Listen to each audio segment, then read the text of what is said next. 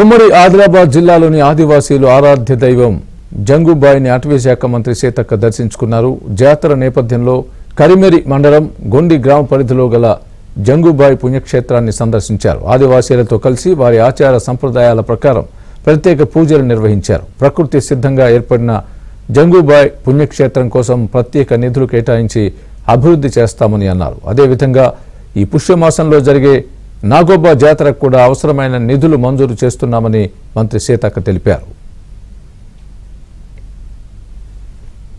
చెట్లు గుట్టలు పూజా విధానము మన ఆనవాయితీ శుద్ధితో ఎంతో నిష్ఠతోటి భక్తితోటి చేసే వాటిలలో మాత్రం వేరే దేవుడికి ఇట్లా చేస్తున్నారు మనం అట్లా చేద్దాం ఇది మాత్రం రానియకండి దయచేసి.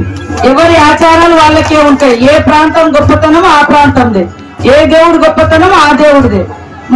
మన భక్తి మనది. ఇతరుల వేరే ఒక్కొక్క కులానికి ఒక కుల దైవం ఉంటారు, ఒక్కొక్క జాతికి ఒక జాతి దైవం ఉంటాడు, ఒక్కొక్క ప్రాంతంలో ఒక్కొక్క దేవుడు గొప్ప చేసి భవిష్యత్ తరాలకు కూడా అది అందించాలని నేను మిమ్మల్ని అందరినీ పేరు పేరున కోరుకుంటూ మరి ధన్యవాదాలు తెలియజేస్తా ఉన్నాను.